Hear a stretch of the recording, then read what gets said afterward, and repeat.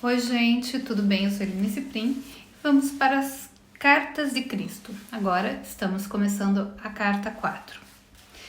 E ele começa falando assim: Eu, o Cristo, venho por amor a vocês resumir tudo o que senti durante minha iluminação no deserto e que tentei ensinar aos judeus na Palestina há 2000 anos.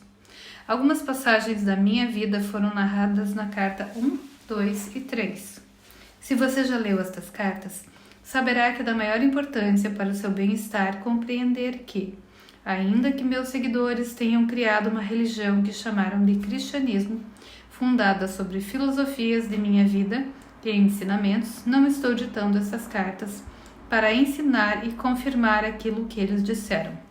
O cristianismo é uma religião formal que, puramente por razões de conveniência, adquiriu muitas crenças contrárias à verdade espiritual de nossa fonte do ser.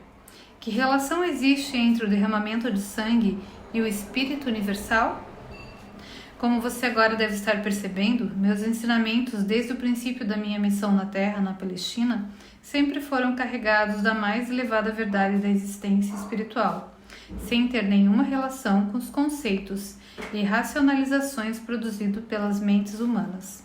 Portanto, repito enfaticamente, enquanto minha personagem na Terra há 2000 anos era a de Jesus, o propósito de minha presença, a presença crística nessas cartas, é o de alcançar as almas sensíveis e inspiradas para ensiná-las como recorrer à ajuda divina durante o futuro horror no qual o mundo finalmente se verá envolvido.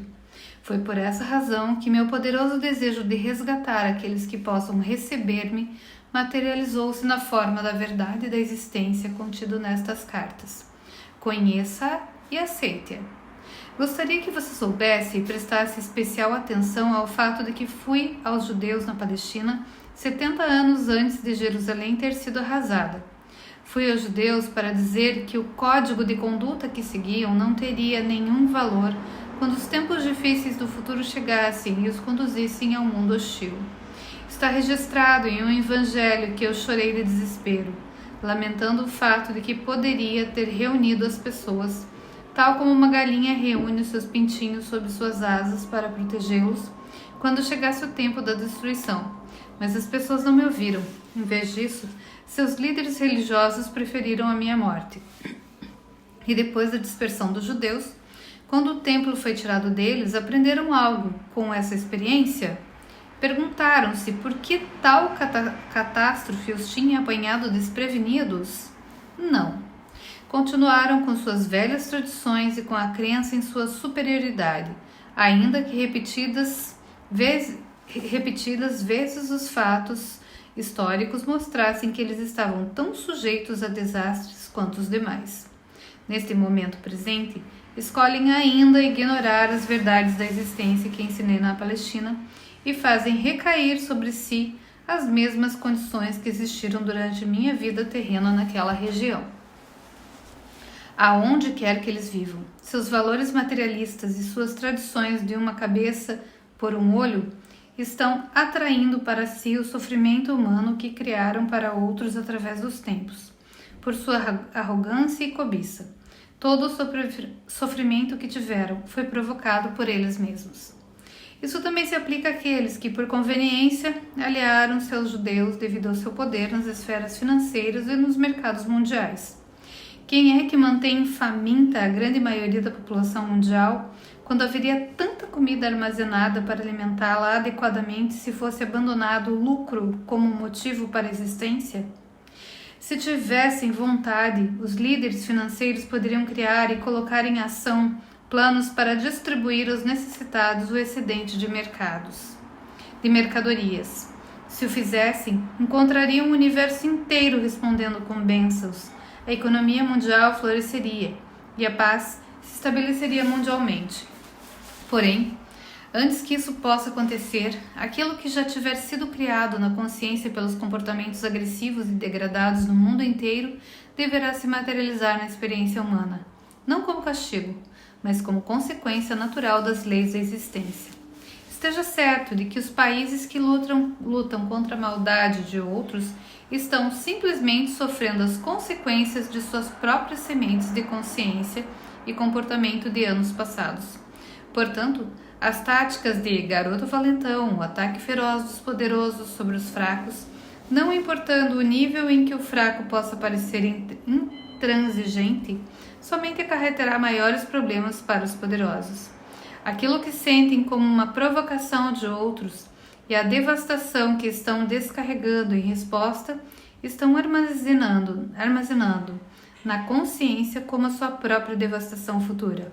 Talvez devessem considerar a provocação dos fracos como um alerta para sua própria queda em direção à decadência moral.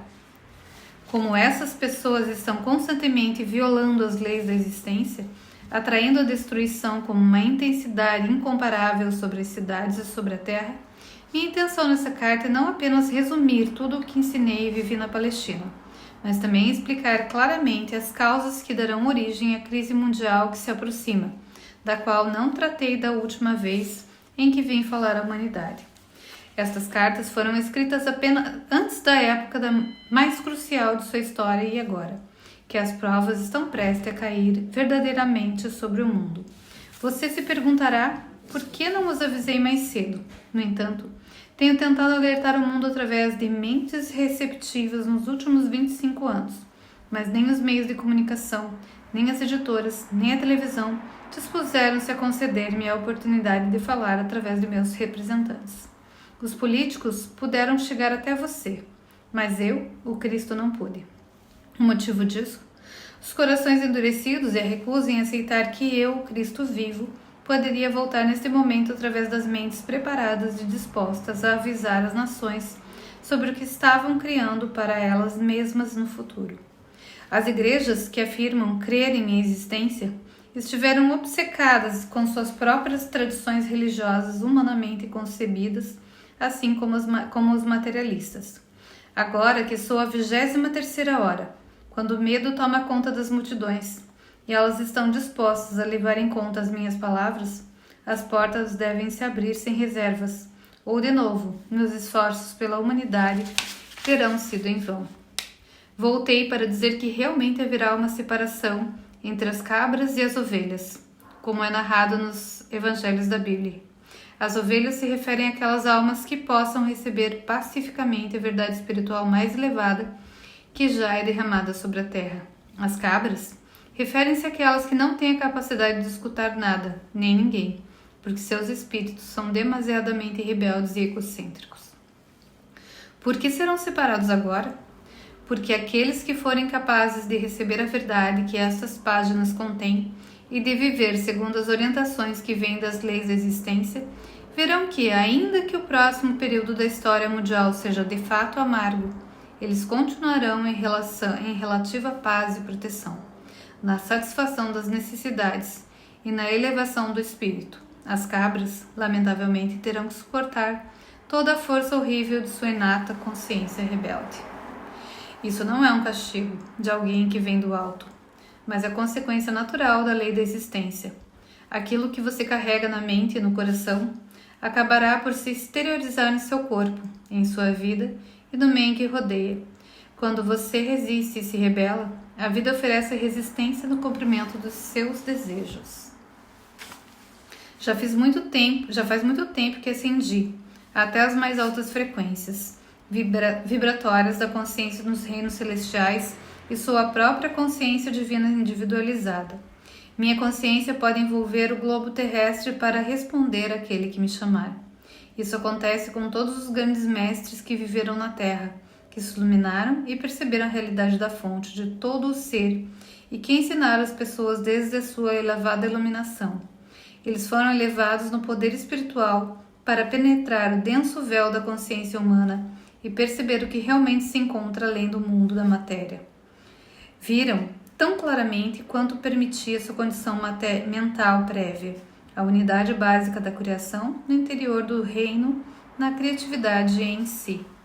Todos eles, depois da transição para a dimensão seguinte da existência, escaparam da roda da reencarnação e alcançaram reinos cada vez mais altos de pura consciência espiritual individual, até os portais da própria consciência universal.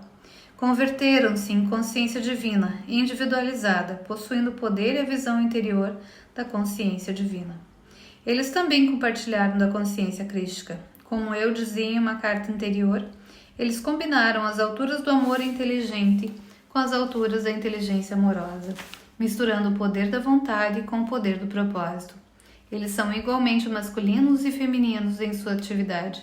Eles são a perfeita manifestação de força e nutrição. Eles são um exemplo perfeito daquilo que todos os homens e mulheres deveriam esforçar-se para alcançar. Bom, gente, eu vou parar por aqui. Essa carta é longa e a gente vai continuar na próxima. E lembrando que aqui, tudo que a gente precisa entender é que realmente vai ter essa separação, já está tendo, né? Mas o que a gente realmente busca é o amor. É a gente saber que no final somos todos um. Somos todos pura energia. Como a gente enxerga o mundo? E a pergunta que fica do Hussein: eu quero ser feliz, ter paz, ou quero ter razão? É isso aí. Até amanhã.